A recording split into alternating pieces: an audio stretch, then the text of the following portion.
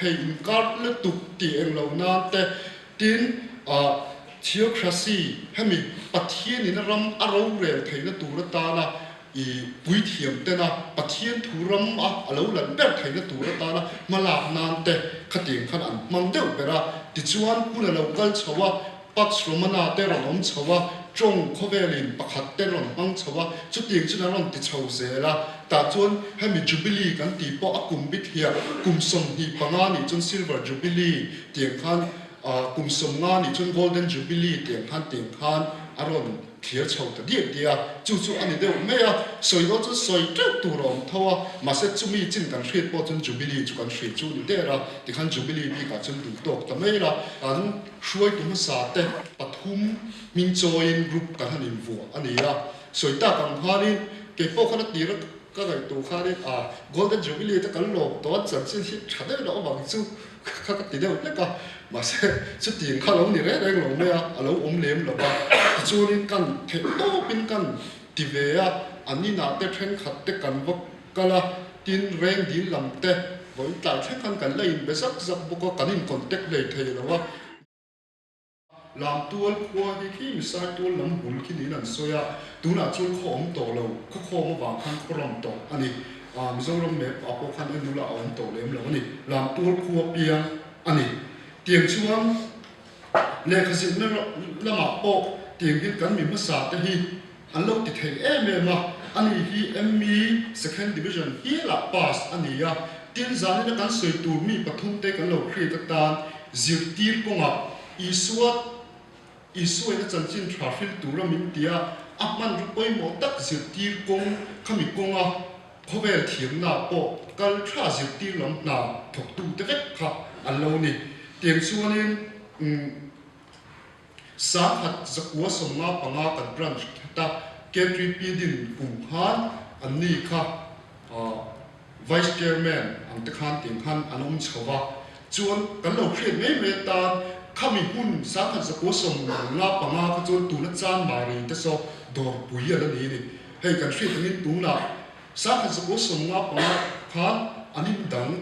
Felcia tuna diamond jubilee ko thanin chang mari chu an lom don an lom me ta voi ni pon roi an thre di kha hun lai ka chon dor pui hrim bial te kha la zawa sakor tui chhun te kha lai kha ania chu wangin mak kan lo ti deuh ani me thera thang thar te mal la naw deuh te khan ma se kha hun lai ka chon bial kha zaw ani in kha hun lai khanin hu saron te tuna chinga veng kan ti te tiang zan ko te chu dor pui kha an ni top ani ti kha ti khan kan ruwa kan lo shadom nia tiang chuanin pudar thang ki ma hi infiam na lama po mishrat kho kheng ma sa alo ni thina infiam award le ya ke ma thang thar lo infiam lam ngai sak lo ta tan phe kha chun thubek ba tak me chan china hi lo ma ani hi sáng khát giấc mơ sớm li bằng khăn xịt ta in khéo turin mizoram ai ở khăn rom kala an zukala chulaya azu ten pui mizo pathum pakhat chu tui khotla mi pupa an ti so nia khami khan an zu tel tum khan khata an khéo pui te chu khami hun la India club tha mohan bagan ti te East Bengal players ten khan alo zu khéo ho sak sak to ni chu tiang ko chuanin khovel thiam na lama te le infim na lama te po ti khan kan hruai tu ma sa te hian ma an lo la na sa tiang khanin ami zatla pui hi puda thang ki ma hi mirin om le dik na ngai sa tak ani ya tin hemis na sokar na atho na ko ma te po tiang khan dik lo tak a thil ti du lo mi ani tiang chuanin tai ma taka tho mi ani ya kum sa kha zakwa som ri chove ra tang khan zum thum nat nei atibuya ti chuan sa kha zakwa som ko anga ni som ni December tha khan van ko na chang na rom ko thin lal pa ne na lo chu ta ni tiang hianin athu tuna dor ubran te diamond jubilee lom tu te ta na min cha du le athu soi nu an tia chung te na rom da hi kan chiar ange hei hi athu soi na pi na thalai te a cha thina an tia chu bang chun hei hi mi lo chiar chu sakula atia fa chu kan chiar nge bồi teu em kim mà in u te thu zo mula machine ti lom tum tu te nga an mu lai chaw thok lovin thin nu takalal pa tui chungin an mu lo na po thok ro in tia pi nga machine rong bol ang ni lovin lal pa rong bol ang zo kin ti tak zak kin ti ang chaw lo man atan ro lo tu lal pa te tangin in pu do ti shreng lo lal pa krista rong in bol ani sia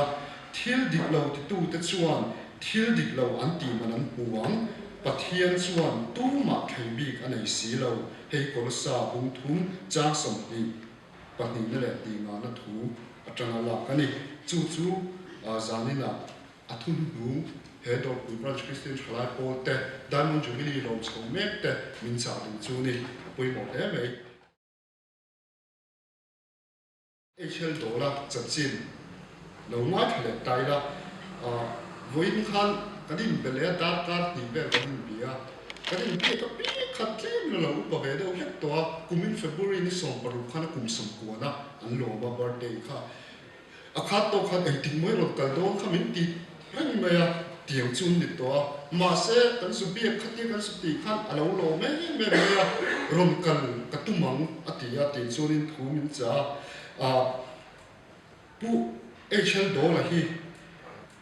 pu thang khamale kol chung te fa pakozi nga pasari na ni turin February ni som paru sang khat sa ko som ni panga khan alo pianga ani hi kum sang khat sa ko som nga pakhat khan lung lei atangin aizola heta hin to kuya anom pen ti chuan hemi dor puya aron pen hu sa khat sa ko som nga panga khan leader hu sa ber ni turin te chunin kan branch leader hu sa ber alo ni ya ti chuan som nga panga tu khan dor pui veng thar anin dan tha ta khan dor pui veng thar lama ti khana bet tha ti chuan ana tho na zirtir lam na tho awangin khat sa khat sa ko som ru pahni khan ren dila apema ta chung primary school a ti chuan sang khat sa ko som rit paret a pension thleng khan head teacher ni na zu thoka ti chuan reng di la chuan in mun te lei reng beng bel ta tu na hianin he kan hruai tu pathum te zinga ladam om chhun ani ya tin ani hi kan thiat thei dan tu chuan a fa pa hi phulen pastor HL thiam hi ma alo ni reng boka bial sari na le bial ri la group min submin cho chan pu wan la pu chan chin tu na kan lo mai thado na ga he pu wan la pu ba phei hi chu kan tam mi shang ani lo wa he kan shwe kan upabik tlong ate u ani ya chu tiang chun he kan beng thlen no me ya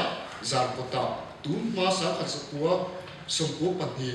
ma phei ka chuan ko thran nam chuan dor pui ko thran ta no sa chu chan sa thin kha ko kan lo ni ya ani hi pu wa na ku hi wa sa som pro sa kha sa ko som hi pasari khan ser ko na alo pianga una som pahni zinga palina liturin asak ming an choi chan hi aro pui ka tia hi han soi chu pher ka duwa apa hi una ma ania tin anu chu pisa chi pui ania asak ming an choi chan chu wala kan pathian khi kan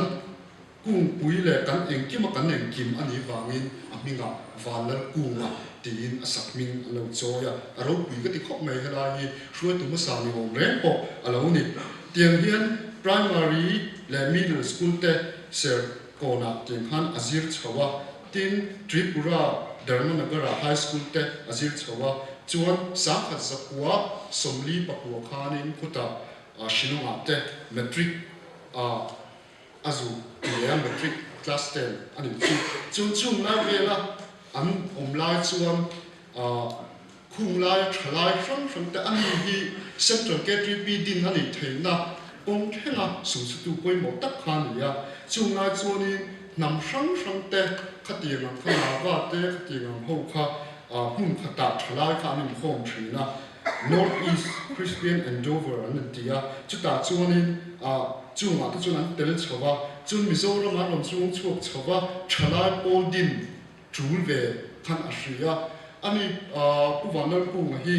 tiang chuan lung leya sang khat sakwa somnga pakhat khan 3KP hei Baptist lam kan unau te thalai Paul 3KP kan ti din tu zinga su chu tu poimo tak ania ti chun he lama aizol lama tiang khan ron hei leya ti chun heta K3P te tiang khanin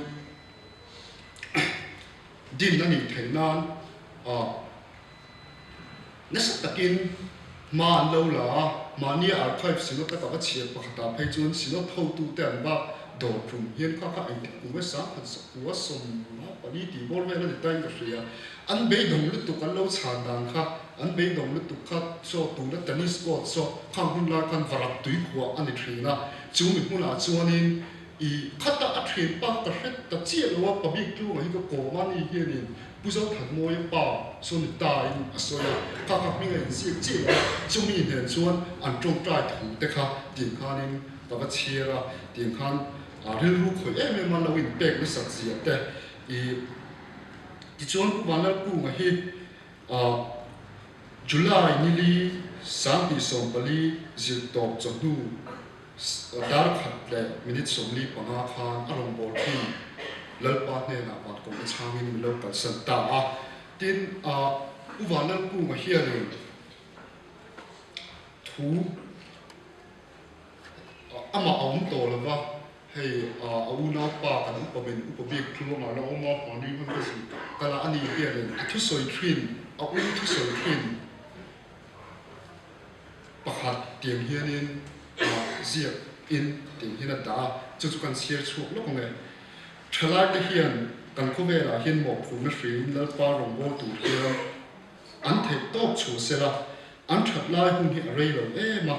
lal pa le arong bo na an tho tam po le nakina an lom na an sang do na van an tam lo man bu sai ani ti hi shurengin a hlok thayang berin tu chuan lo le ze tu te tam po hun lu chia hria ka thian lo puina na sitaka an hun te pang turin tin chuan thumin cha hei hi a u public tuangan public tuangan a u puwala ku kan hroi tu sa na a thil soi thin le engemo tiang thalai K3P ang zonga program le tinga a thu soi a pinga a soi tel thin tia chu zanina athu soi ko hi keini tan ani ko em chu voinga uai chel do la ne ani bi khani I thrian te pu walal ku ngale udar than ki mate chanchi na hin nge soi duine ate kum som ko mi ni to ka so sulan mi o ka tita atnu ka ron ul ta ni atnu ka ron ul te so me ya boya min ti me ya boya ngoro ral khata tang chunin han soi mei chi oni la wanga soi tu ka nga le tu ka atia chuta chi chun ka ril ro ron chu tu na thalai hroi tu ta hin na kina kan thrin ta chan chin min zo huna kan ro bor pui ta chan chin min zo huna ulin tiang chuan an chan chin soi tu kan hri ang en ti ta kha ka ril ruwa min oma tiang chuanin tun huna hianin helai thalai member ta pon kan hri tu chu kan hroi tu ma sa te na sat ta ka pathian rong an lo bor thin le tu hun kan thlen theina ta na su nu an lo nu che kha tu na thalai pol hroi tu te le member ni mek te hian nakina kan tu chhuan lo lom tu le ta ege kan pu che le don ti kha zani na an chan si le tang hian zo ta ila kha song kan hun man thei chu ni mei se kan hun man tel pan zo vai ta man som sa po sa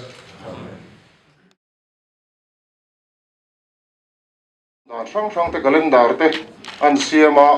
ama sabiratan nikum November ni som khan nei te de dan nia ti chuan kuminata na ma sabiratan chung kan hun poi mo diamond jubilee program kan duan zinga kan hun man le tur chu tun hun hit ania lungthun hon na hun le hemi zo hian jubilee dar vok na hun te kan mangdon ani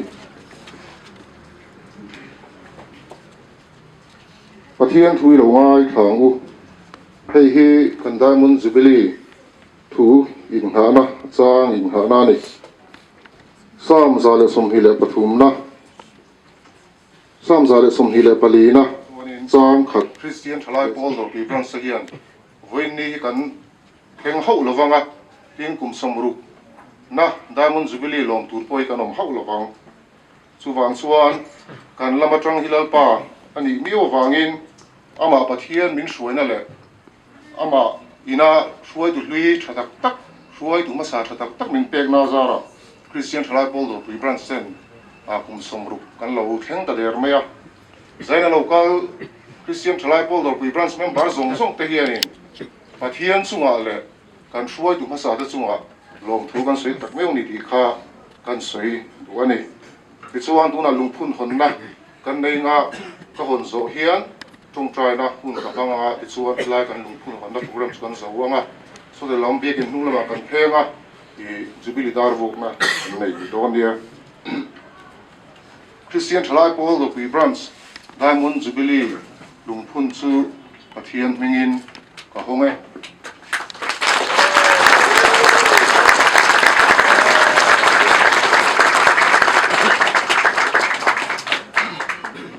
trong trai ngu lalpa kan pathian min hanga itu imi suana le en kol na awang liu liuin do pi bram sketchy pi de chuan kum somru kan lo thing ta der meya lalpa heng hun theng them min suana zong zong a hian nang ma min kai suana pi lama suai kan khara min ti sak sarang se